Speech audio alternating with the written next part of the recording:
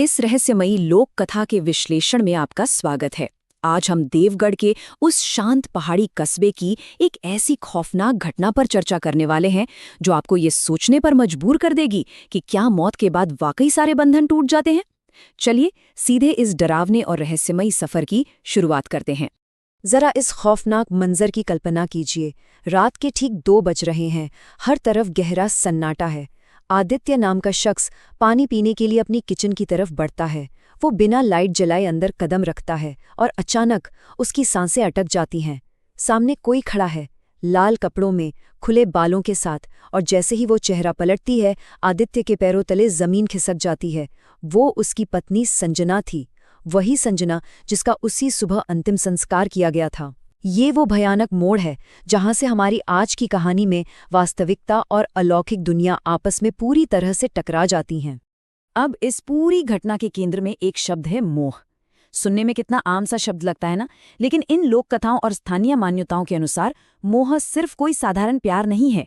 ये एक कभी न खत्म होने वाला ऐसा जुनूनी लगाव है जो अगर किसी आत्मा को जकड़ ले तो वो मृत्यु के बाद भी इस नश्वर दुनिया को छोड़ नहीं पाती। तो आप समझ रहे हैं ना, ये साफ दिखाता है कि कैसे एक साधारण सा लगने वाला प्रेम मौत के बाद एक बेहद खतरनाक और डरावने साये में बदल सकता है।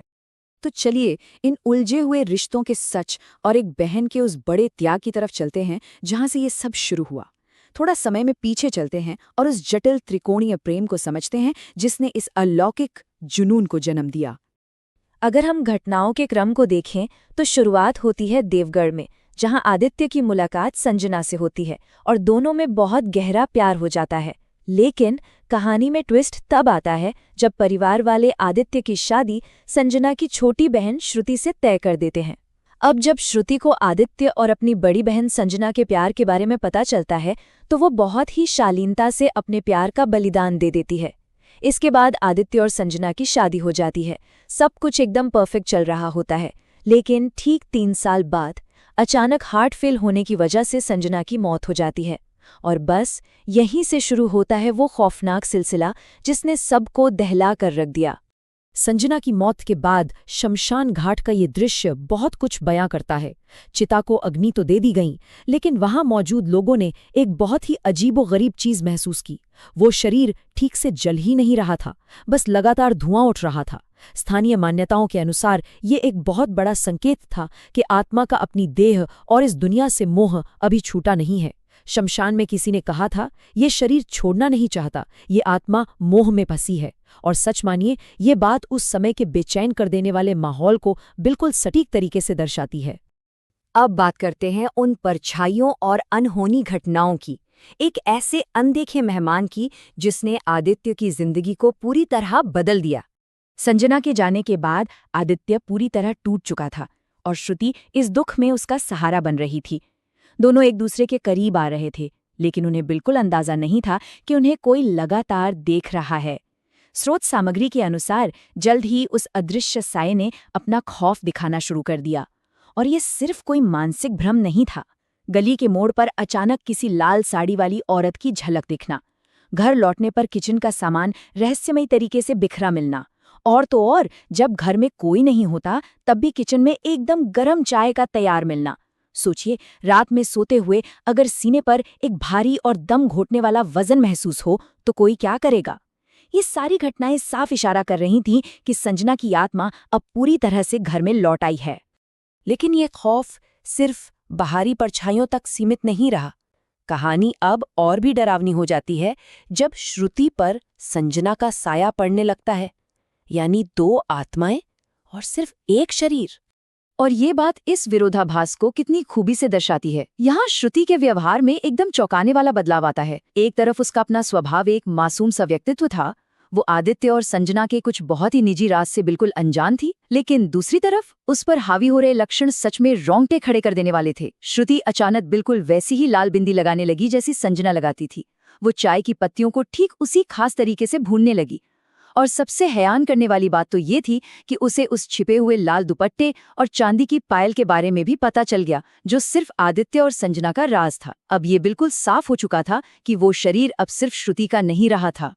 इस मनोवैज्ञानिक खौफ की सारी हदें तब पार हो गईं जब एक दिन आईने के सामने उनका सीधा आमना सामना हुआ। आईने में देखते हुए श्रुति के चेहरे पर एक बहुत ही अजीब सी डरावनी मुस्कान थी और उसकी आवाज उसमें एक भयानक ठंडक थी। उसने कहा, मैं कहीं नहीं गई थी आदित्य, तुमने मुझे जलाया जरूर, लेकिन मेरा प्यार मरा नहीं। ये वो पल था जब संजना की आत्मा ने स्पष्ट रूप से श्रुति के शरीर के जरिए अपनी मौजूदगी और अपने उस कभी ना खत्म होने वाले जुनूनी मोह का खुलेआम ऐलान कर दिया था।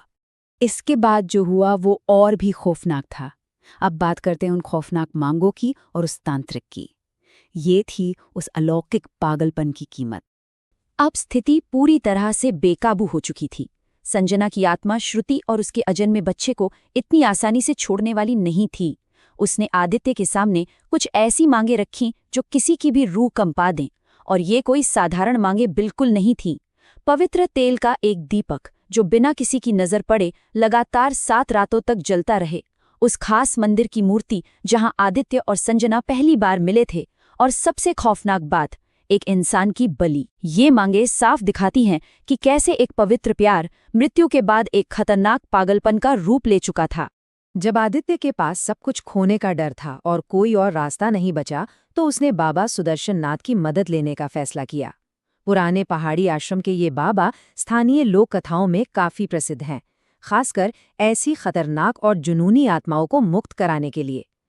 इस पूरी स्रोत सामग्री में उन्हें आदित्य की एक हताश और आखिरी उम्मीद के तौर पर दिखाया गया है। अब देखते हैं कि ये अनुष्ठान आगे कैसे बढ़ता है। इस खतरनाक प्रक्रिया के लिए कुछ बेहद विशिष्ट और अजीबोगरीब चीजों की जरूरत थी। जरा लिस्ट सुनिए। अमावस्या की जात की शमशान की राख, पीपल के पेड़ की सूखी टहनी, काले तिल और सरसों के तेल का दीपक, किसी विधवा के हाथ का लाल धागा, और सबसे अहम चीज, संजना के अंतिम संस्कार वाली ठीक उसी जगह की मिट्टी। ये सारी चीजें उस भयानक अनुष्ठान का मुख्य आधार बनने वाली थीं। और फिर आता है मुक्ति और एक चेतावनी का वो समय, वो अंतिम अनुष्ठान। वो अमावस्या की रात सच में किसी बुरे सपने जैसी थी। जैसे ही बाबा सुदर्शन नाथ ने श्रुति को घेरे में बिठाकर मंत्र पढ़ने शुरू किए, वहां का शांत माहौल एक भयानक अफरा तफरी में बदल गया। आत्मा का विरोध इतना हिंसक था कि घर की खिड़कियां अपने आप जोर जोर से बजने और कांपने लगीं। श्रुति के अंदर से संजना की आत्मा चीख चीख कर कह रही थी कि आदित्य ही उसका पहला और आखिरी प्यार है। स्थिति को बेकाबू होता देख बाबा ने तुरंत वो अमावस्या की राख श्रुति के चारों ओर फेंकी, और फिर इस दुनिया से जुड़े उस अलौकिक बंधन को हमेशा के लिए काटने के लिए संजना की चिता की मिट्टी को हवन की आग में डाल दिया गया। उसी पल श्रुति के शरीर से काले धुएं के रूप में राख बाहर निकली और अचानक सब कुछ शांत हो गया। अनुष्ठान खत्म होते ही श्रुति बेहोश होकर गिर पड़ी और कमरे की वो अजीब सी ठंडक भी गायब हो गई। लेकिन जाते जाते तांत्रिक ने जो चेतावनी दी, वो शायद आपको रात भर जगाए रखने के लिए काफी है। उन्होंने कहा, मोह में फंसी आत्मा कभी पूरी तरह खत्म नहीं होती, वो बस सो जाती है और सही वक्त का इंतजार करती है। सोचिए, ये चेतावनी इस पूरी घटना को एक ऐसे खौफनाक मोड़ पर लाकर छोड़ देती है जहां कुछ भी पूरी तरह से सुलझा हुआ महसूस नहीं होता। तो आखिर में ये पूरी लोक कथा हमें प्यार और जुनून के बीच की उस धुंधली सी लकीर के बारे में सोचने पर मजबूर कर देती है।